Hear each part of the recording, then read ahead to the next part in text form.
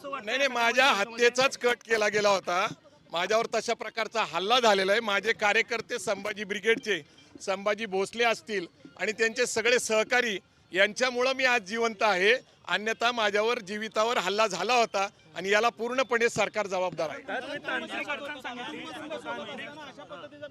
नाही, आता कुटुंब बरोबर असलं काय, गौरी लंकेश तर स्त्रीच होती ना. तर जी विचारधाराची लढाई आहे ती संपूर्णपणे ही समता, बंधुता, न्याय, स्वातंत्र्य आणि मानवतेची लढाई आहे. या देशामधले सगळे धर्म जाती समान आहे आणि त्यांना न्याय मिळाला पाहिजे, ही आमची विचारधारा आहे.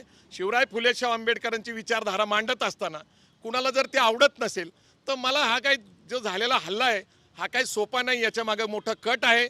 सरकारने ते उघडं करावं आणि याची संपूर्णपणे जबाबदारी गृहमंत्री आणि मुख्यमंत्र्यांवर येते असं माझं म्हणणं आहे. जे काटे आहेत ते भाजपचे पदाधिकारी आहेत अशा पद्धतीचं देखील आता सोशल मीडियावर निश्चितच ते संभाजी ब्रिगेडच्यावर ज्यावेळेस हल्ला करतात त्यावेळेस ते विरुद्ध विचारसरणीचे आहेत. हे निश्चित आहे, ते भाजपचे कार्यकर्ते आहेत. ते शिवधर्म प्रतिष्ठानच्या नावाने काम करतात.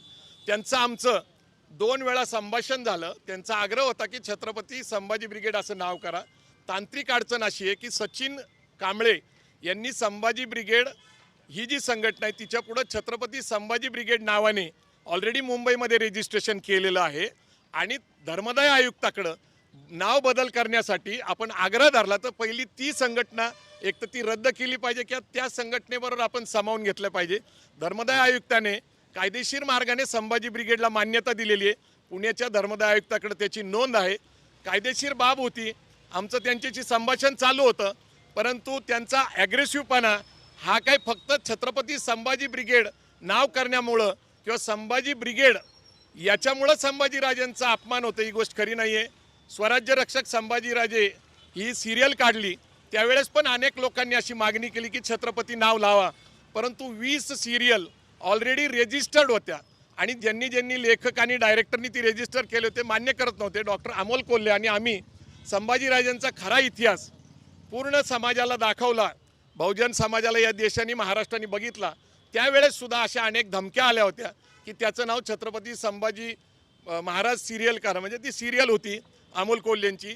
तर अशा प्रकारचा जो काही संघर्ष आहे, मूळ माझ्यावर जो हल्ला झाला किंवा ते वंगण तेल टाकण्यात आलं किंवा माझ्या जीविताला धोका झाला, तर याच्या मागे एक विचारसरणीची लढाई आहे. तुम्हाला माहिती आहे की महाराष्ट्रामध्ये आणि देशामध्ये कुणाची सत्ता आहे.